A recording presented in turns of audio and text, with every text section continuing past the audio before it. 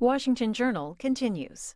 Well, welcome back. We're joined now by Isaac Willour, who is a journalist and a senior at Grove City College, also a commentator on many political issues. Isaac, welcome to the program. Thanks for having me. So tell us a little bit about your background and what you study and the kind of work that you do as a journalist. For sure. So yeah, my personal background is that I was adopted at age 1.5. I've lived in America for a little bit more than 20 years now, which is a milestone I passed last year. It's been weird to think about. But I studied political science and psychology at Grove City College. As a journalist, I've covered a lot of things. I've covered higher education. I've covered the war in Ukraine. I've covered the death row in Florida. There's a lot of things that I've done over the past 3 years. It's been a really fun ride. You recently had an op-ed in USA Today that was published back on January 29th. Headline, Voters of Color Aren't Happy with Biden, but We're Not Rushing to Trump's Camp. As a voter of color, I'm not convinced that the Democratic Party cares about anything besides stoking racial divisions to grab my vote. Can you talk a little bit more about the arguments that you have here? For sure. So the essential argument that I've been making in the piece, and the essential argument that I've made about race for a fairly long time, is that voters of color and Americans of color are not some unintelligible breed. They're not impossible to understand. They're remarkably similar to every other American voter. And so one of the points I make in the piece, and the point I would say right now, and the point that probably a lot of people can resonate with, is that America is facing down the presidential rematch from hell. I don't think anybody really is, outside of people who get their paychecks from either of the current two candidates, are particularly happy about the fact that we are seeing this rematch of 2020. And so what that has created in a lot of Americans is a sense of apathy and a belief that neither of the two major candidates in this election care about me. And I think I think that is happening with voters of color. As a voter of color myself, I certainly feel that way. I'm not excited about either of these two candidates. And I think we have to realize that this shift of voters of color away from the Democratic Party is a microcosm of maybe a broader phenomenon, one that happens when a huge swath of American voters really just have stopped really being excited or hopeful about American politics in general, I which want is a to really optimistic note to kick things off on. I want to bring back up some data that we were looking at in the last segment from Gallup about voters of color, showing that 66% of black adults who identify as Democrat or lean Democrat, 19% identify as or lean Republican. That Democratic Party lead over Republicans among black Americans shrinking by nearly 20 points over the last 3 years. And then Democrats lead among Hispanic adults, and adults aged 18 to 29 have slid nearly as much, resulting in Democrats holding only a modest edge among both groups. I want to talk to you specifically about young voters. What do you think is going on there? Yeah, so with a lot of young voters, and okay, like as a conservative young voter, I'm aware that I'm somewhat of an anomaly, especially as a conservative voter of color. But I think what is happening right now is that we are seeing the Democratic Party's divorcing of narrative from results.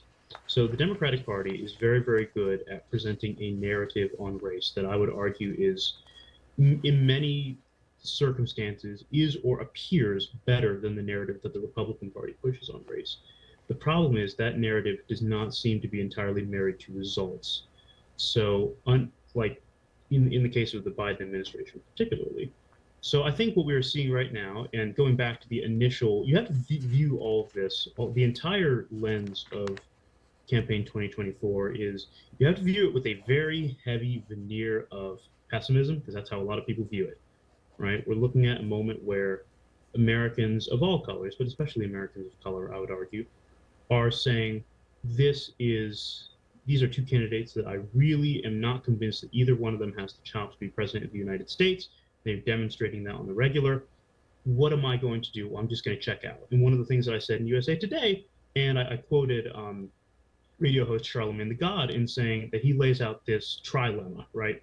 He points out there are the cowards, the crooks, and the couch. I might disagree with some of those characterizations of the parties, but the third option, the couch, is a real one. If people are convinced, and they are increasingly convinced, that neither political party, neither political presidential candidate cares about them, they will just not vote. And that's a trend that we have to contend with as well. We'll be taking your calls and with comments and questions for Isaac as well. Democrats can call in at 202-748-8000, Republicans at 202-748-8001, and independents on 202-748-8002.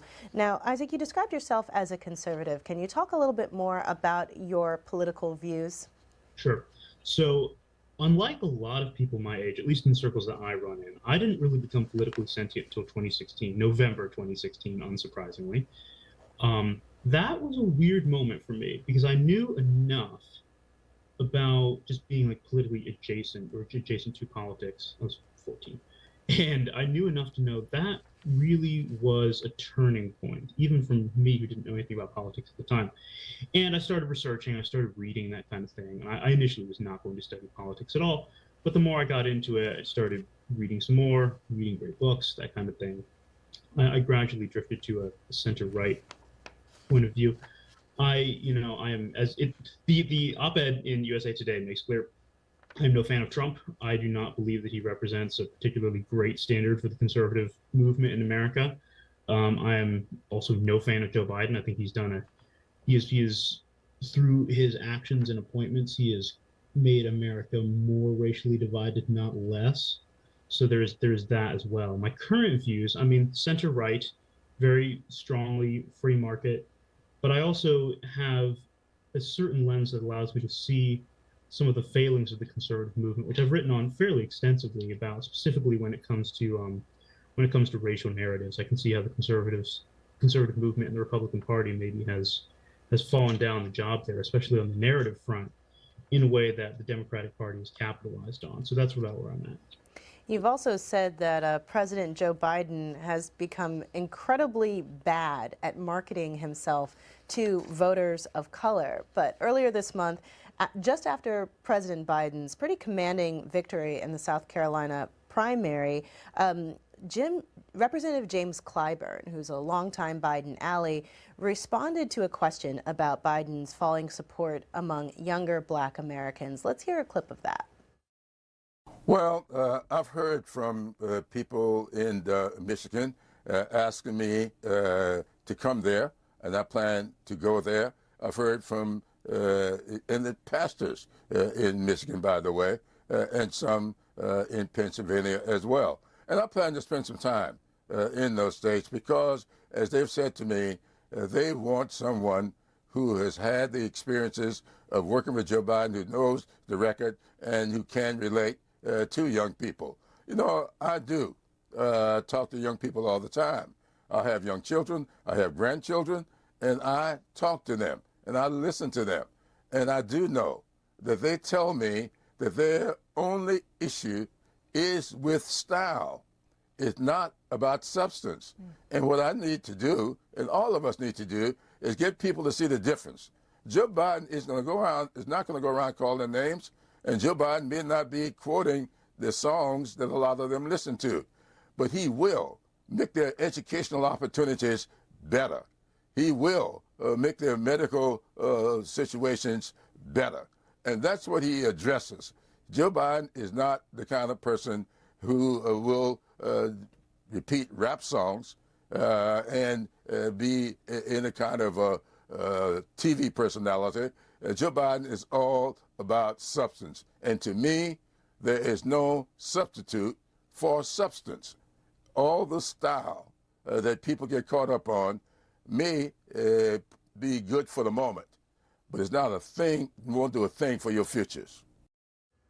Isaac, what do you think? Is it style over substance?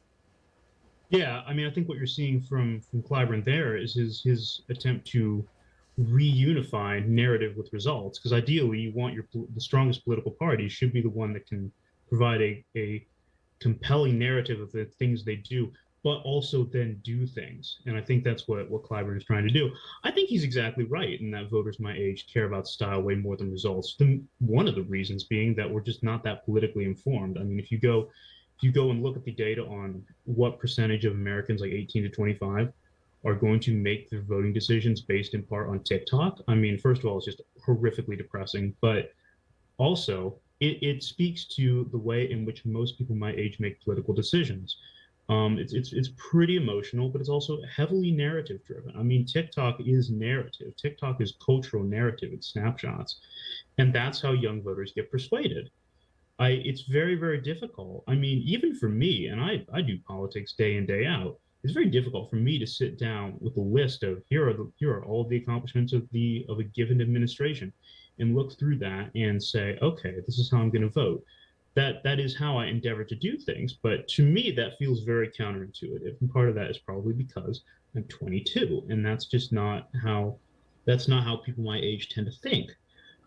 Yeah, so I think he's exactly right on that. I think the Democratic Party's woes, and I mean, I quoted from Clyburn in the piece. There's a quote here about, he says, and this is Clyburn saying this, the problem is that we have not been able to break through the MAGA wall in order to get to people exactly what this president has done. It's more or less the same sentiment that he said in that clip we just heard.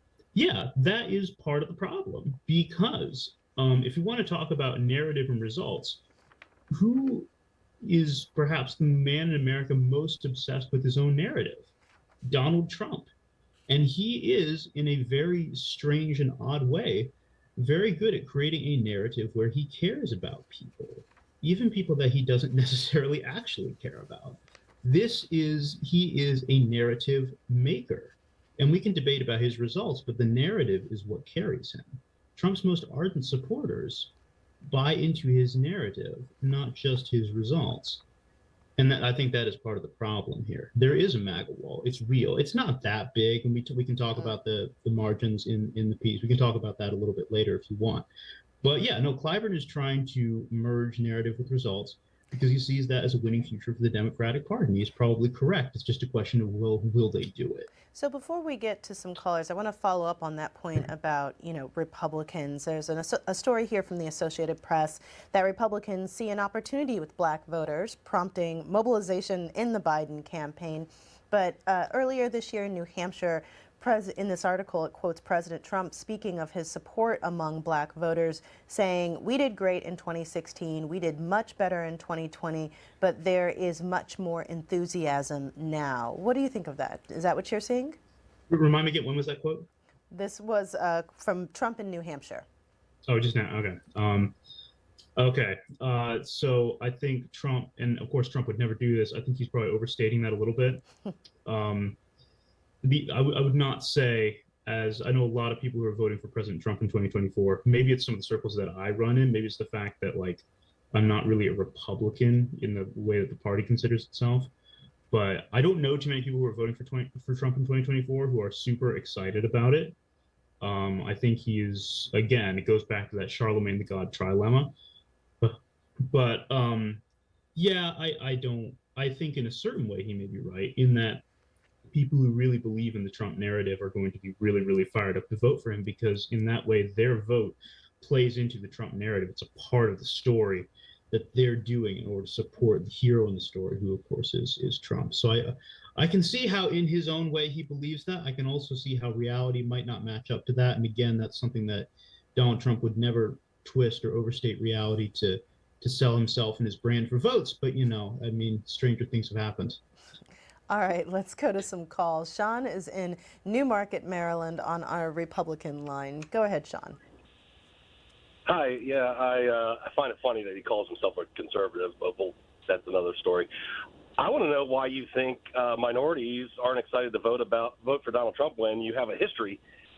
Their lives, up and down, financially, safety, everything, housing, businesses, were 180 different than they are now under Biden. Everything Biden does with everybody, not just minorities, is horrible. The country's in a terrible position, and you're sitting here saying, we need, they're not excited about Trump. Everybody's life was better, especially minorities under Trump, and they're not excited about it. You talk about substance. Biden's got as much substance as chicken broth. I mean, the guy's not even there. Let's let Isaac respond to your question. Yeah. So it's an interesting question, right? And so I definitely see why minorities would vote for Trump. It's not a difficult case to make. I mean, if you watch the rioting in the summer of 2020, you saw the $2 billion worth of damage that was caused. It's not difficult to draw a line between that and the Democratic Party, say the Democratic Party has approved of this, and I'm going to vote for whoever's running against the Democratic Party because I don't want this, right? You think about the lawsuit in Chicago over the migrant housing issue. That is what that is. So in a sense, you can be excited to vote about the results that you think that Donald Trump can give you, and you might be right.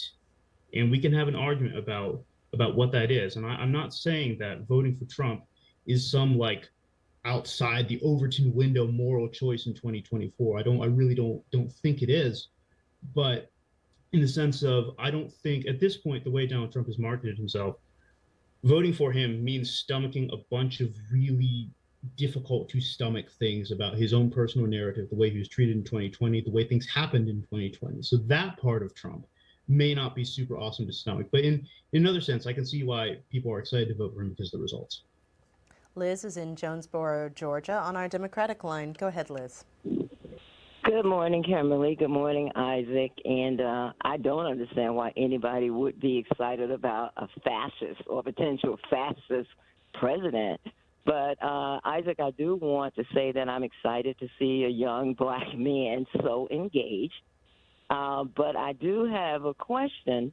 I've seen the polls about black people pulling away from Joe Biden and pulling away from the Democrats. But I don't understand how any reasonably intelligent person can think that sitting on the couch and sitting out an election has any impact at all. I don't understand that because you will have to live with it for 4 years. So if you have any insight into that for me, I wish you'd share it. I'm like Charlemagne. The couch? I mean, how can you choose the couch? And Sure. Yeah, no, that makes sense. And I mean, I hate to like shatter any expectations. I'm not black, I'm Indian. I should have mentioned that in the backstory bit. But anyway, so in terms of the couch, this is something that requires you to understand how, especially for people my age, how pessimistic we are about voting. I mean, like, in about America in general, right? Like, most people my age have this pessimism, or a plurality, at least, of Americans my age, have this real pessimism about America that I don't share, but that is I found to be pretty prevalent. I mean, I think it's fairly easy, especially like for me, I'm 22. I can picture another 22-year-old being like, okay, and this is not what I believe. This is something this is a hypothetical, but it would be a sense of, okay, well, Trump is obsessed with himself, etc. Biden fails to deliver results, and he displays persistent signs of cognitive impairment. I'm just not going to vote because what the blankety blank is this? What is this? Isn't what American politics is supposed to be. I'm not going to participate. I can see that thought process being very compelling to a slice of people. I don't feel that way, but I definitely see how it's compelling. The couch is, I mean, it's for if you're burned out by politics and you're just tired of just pulling a lever for, like, if you're a lesser of two evils kind of person, you could just be like, all right, I'm done supporting evil. We're just not going to do this at all, and I'm just going to go home and grill or whatever. Like, I can see that very, very clearly. Tom in Rochester, New York, sent us a text message asking, what are your views on abortion, and how do you think the issue of abortion affects support for Democrats versus Republicans?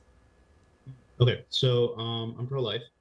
So my views on abortion are determined by, one, my belief of science and how it pertains to human development, and two, my religious beliefs as to the value of human life. But that is tangential to the question. Abortion as a plan. So post Dobbs, the Republican Party has, to me, indicated that it does not seem to know what to do with victory. When you look at the polling of pro-life and pro-choice Americans, they're actually fairly close. Not like on average, not my generation. You can guess which side of that my generation falls on. I think if Democrats do their marketing on abortion correctly, and by the way, like, I'm pro-life, I don't want them to do their messaging on abortion correctly, but that wasn't the question. If they do their marketing on abortion as focusing on the woman, they will probably, for the moment, get the better of that cultural argument. I think Republicans need to redouble their efforts to talk about science and women's health in their pursuit of talking about abortion. I don't think those two are at odds at all. But I think it's going to be the biggest decision maker in 2024? No, it's probably going to be the economy, especially for a lot of voters of color. Not all, because abortion is a fairly important issue to voters of color, But I think the economy is going to come out on top, and that's not to like denigrate your question or say it's not important. I just don't know if that's going to be the number one issue. I'm skeptical of that, but it will be a factor for sure. Robert is in Pompano Beach, Florida, on our independent line. Go ahead, Robert. Good morning. One thing I'd like you to comment on. I am an independent. I voted for both Obama. I voted for Trump. I can't understand why minorities are not calling out the Democratic Party for the way they support the teachers' unions and stifle the rights of parents and children to go to charter schools, which are markedly better in many instances. They are basically squashing a parent's rights for their children to seek a better education, yet they never get called out on it. I mean, talk about suppressing the vote. What about suppressing your future? I just think it's abysmal, and it just astounds me that Democrat leaders, minority leaders... Robert, let's go ahead and let Isaac respond to that. No, it's a good question. So here's my thought on it. And one, I've done a little bit of research on this. I did an interview a couple of, wow, it was longer than a couple of months ago at this point, with a gentleman named Ian Rowe of the American Enterprise Institute, who also runs a network of charter schools up in the Bronx that serves underprivileged kids, and a lot of them are kids or children of color. Yeah, this is true. I mean, education is also a big issue. When you're talking about school choice, I mean, the ability to do school choice the ability to have school choice for many families is the deciding factor between a subpar education for their kid or a good education for their kid that can create the kind of upward social mobility that all parents want for their children. Yeah, the Democratic Party has failed in many ways on the issue of school choice, and I mean, I think at this point they probably deserve to reap the rewards of that failure. School choice is a big thing. Republicans did the right thing by prioritizing it in Virginia and elsewhere.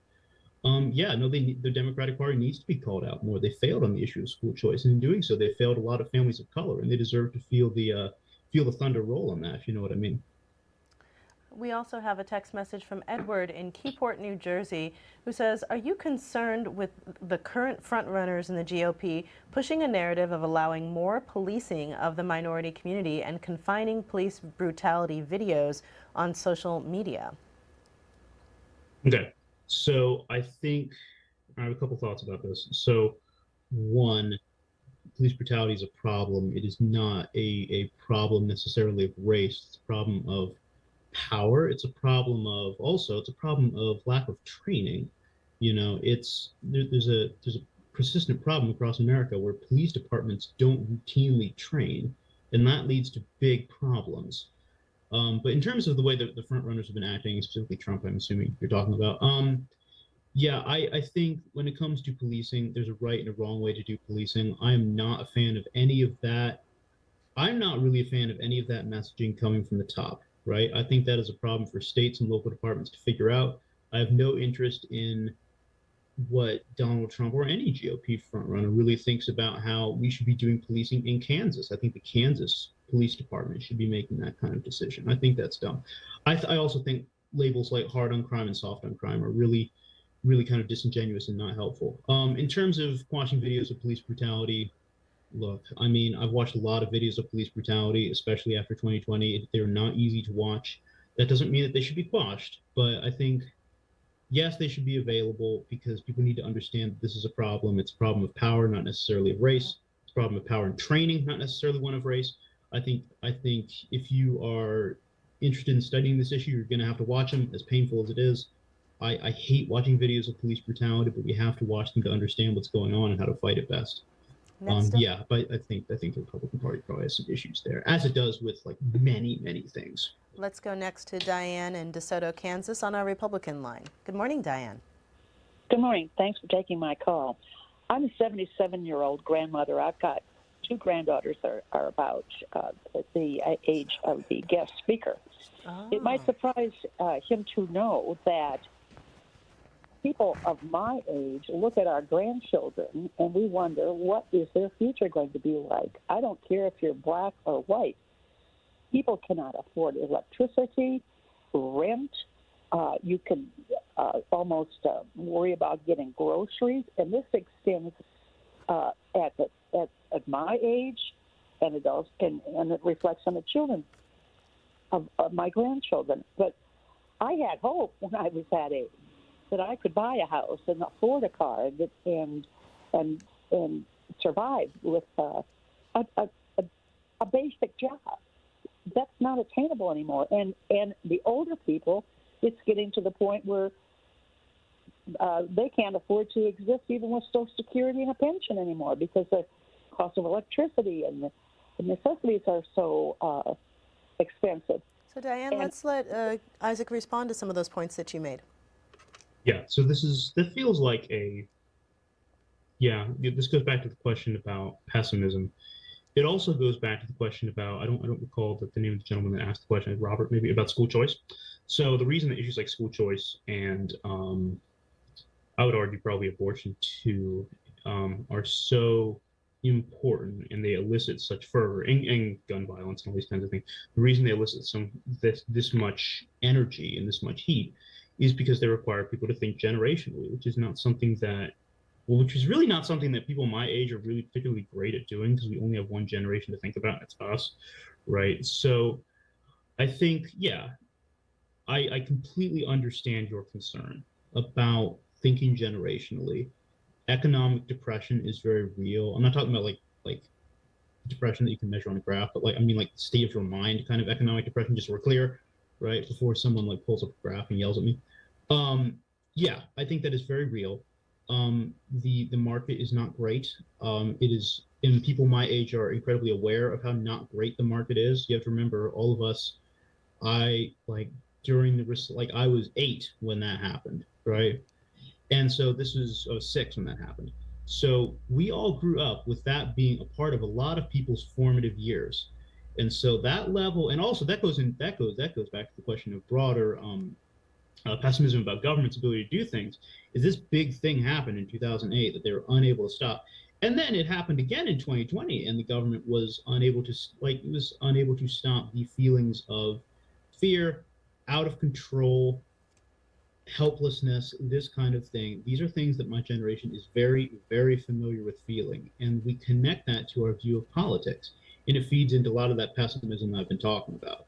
That doesn't mean that it's all justified. I don't think it's all justified, but the kinds of things you just described explain why we bring the kind of fervor that we do, and why Americans more generally bring the kind of fervor that we do to issues just as like school choice and the ones that you talk, and the economy and the ones that you talked about.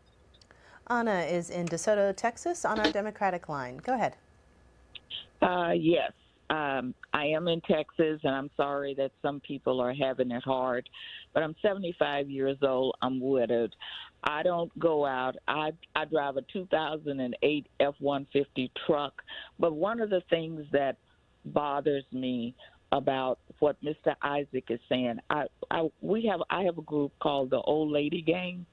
And what we do is we get together and we go over the whole state. That's what's important. We go to city council meetings. We go to school board meetings. When you go to school board meetings and city council, you can almost count on your hand how many of us are there. Mr. Isaac, you need to focus on the state, every state, and the people who they're voting for, your city council people, your mayors, your judges, your state and local representatives. I know who all of my... let's let Isaac respond to that. Yeah, Anna, thanks for the question. I don't disagree with this, really, in any way. Like, one of the things, as a journalist, I see one of the things that has made Americans really mad is the fact that we have a media cycle that trains us to care about stuff that really doesn't affect us that much. So I could look on the internet right now if I wanted to and find an article about, I don't know, Nevada housing policy or something like that. That would probably get me very upset when I start to think about the values behind it. And I'm sure we can all think of examples of the same thing. What happens in Nevada doesn't really affect you that much, right? I live in Pennsylvania. This isn't going to do anything, except if someone from Nevada gets mad and tweets at me after the show about how dare you make fun of Nevada housing and all that kind of thing, which might happen, who knows.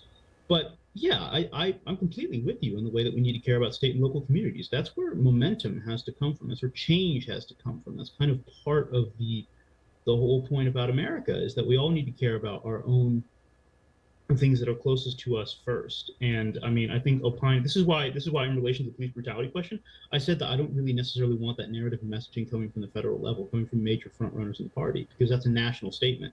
These are questions that are best relegated to the state and local level. I'm totally fine with that. So I don't think we really have a disagreement on that. I would guess we probably have a disagreement on what exactly we would tell those school boards and city council meetings, judging by the fact that you called in the Democratic line.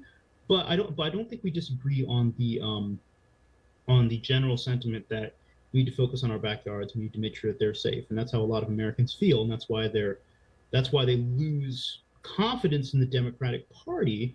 Like in Chicago over the migrant housing issue, people who care about their own communities really weren't happy with the Democratic Party, and that kind of momentum is how you get these kind of broader, out of the Democratic Party trends that you see on a broader level. But you have a good day, and good luck to the Old Ladies Club. Gus is in Brooklyn, New York, and asks, how can we best promote civics education at all school levels?